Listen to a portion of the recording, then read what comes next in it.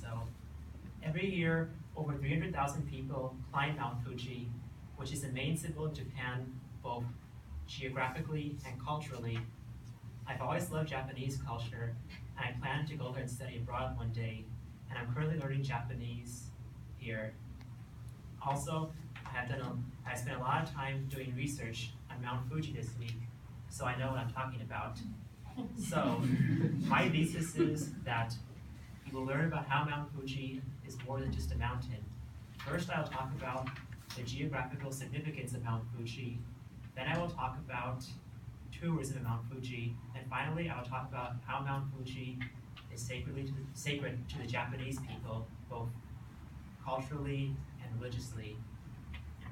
Okay, so Mount Fuji is 12,380 feet high, and it has the highest point in Japan. So below Mount Fuji, three tectonic plates meet: the Amurian tectonic plate, the Okhotsk tectonic plate, and the Filipino plate. Mount Fuji is 62 miles southwest of Tokyo and can be seen from it on a clear day. So,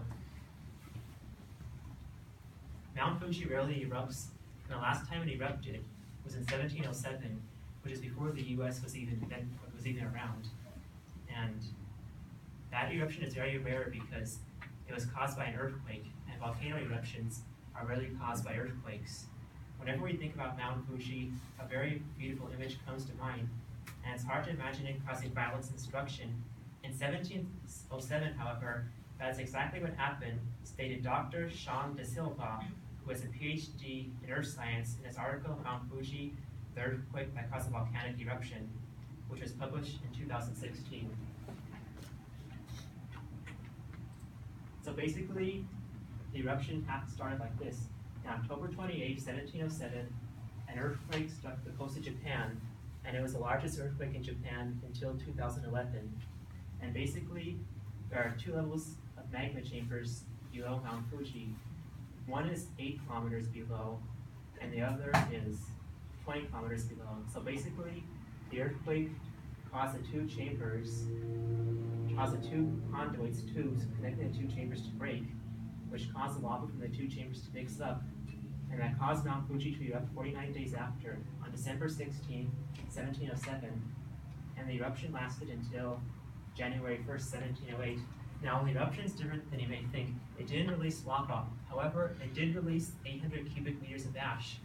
And however, that's still bad because it reached as far as Tokyo, and rain washed the ash into streams and rivers, which caused the dams to break, which caused floods all throughout Japan. So that wasn't a very good year for Japan. Okay, now that I've talked about some of the geographical significance of Mount Fuji, I will discuss tourism at Mount Fuji.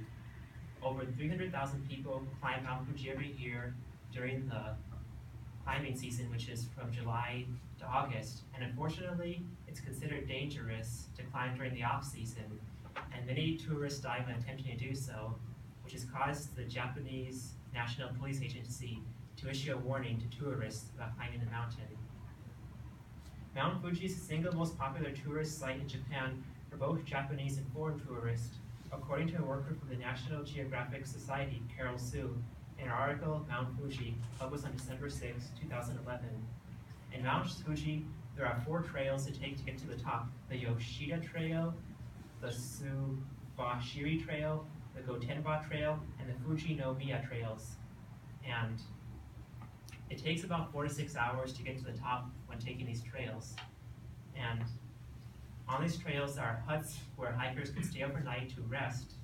And it's not mandatory that they stay. However, it is recommended since the earth is very loose and composed of rock and volcanic debris, which can cause strain in the knees if we don't rest. So resting there gives you a chance to reboot. And it's recommended that you hike in 2 phases. Now that I've discussed tourism in Mount Fuji, I will discuss how it's sacred to the Japanese people culturally and religiously. Shintoism is the main religion of Japan, and it has been since, and there's been Shinto shrines in Mount Fuji since the 7th century.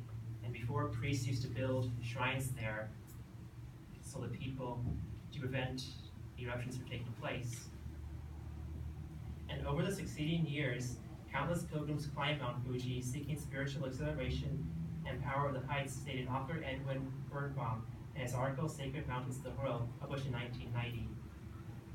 So let's wrap it up. You have all learned about how Mount Fuji is more than just a mountain. I discussed the geographical significance of it. I discussed tourism in it. I discussed how it's sacred to the Japanese people. So, as an old Japanese saying says, if you come to Japan and don't climb Mount Fuji, you're a fool. If you climb Mount Fuji more than once, you're an even bigger fool. And that concludes my presentation.